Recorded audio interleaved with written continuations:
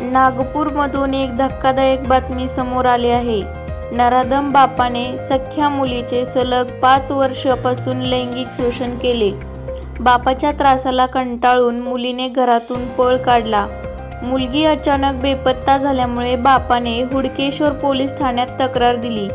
पोलिसांनी शोध घेतला असता मोठा खळबळजनक उलगडा मुलीने केला.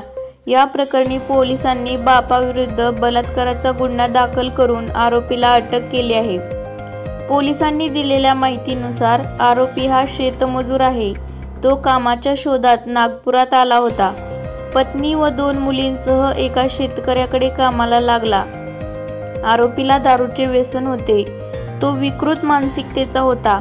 त्याची पत्नी त्याच्या लैंगिक अत्याचाराला कंटाळली होती. त्यामुळे तिने मोठ्या मुलीला पतीकडे सोडून लहान मुलीसह माहेर गाठले आणि दुसऱ्या व्यक्तीशी संसार थाटला.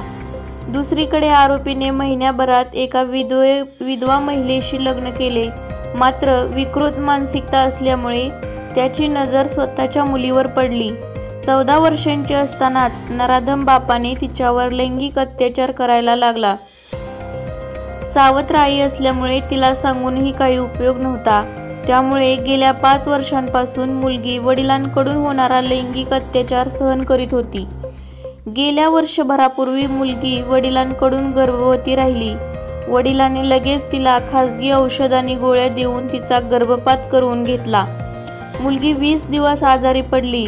प्रकृती बघून तरी वडिलांना दया येईल असे वाटत असतानाच आरोपीने पुन्हा तिच्याशी शारीरिक संबंध ठेवणे सुरू केले. मुलीने 12वीत प्रवेश घेतला होता.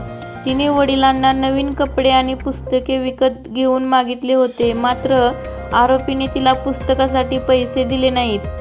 बापाच्या नेहमीच्या अत्याचाराने त्रस्त झालेल्या मुलीने घरातून पळ काढला. ती थेट मावशीकडे गेली. मावशीला तिने आपबीती सांगितली. मुलगी बेपत्ता झाल्याची तक्रार नोंदवल्यानंतर ठाणेदार ज्ञानेश्वर भेदोडकर यांनी मुलीशी संपर्क केला. मुलगी दुसऱ्या दिवशी पोलीस ठाण्यात पोहोचली. तिने पोलिसांना बापाच्या लैंगिक अत्याचाराबाबत माहिती दिली. यानंतर पोलिसांनी आरोपी बापाला अटक केली आहे.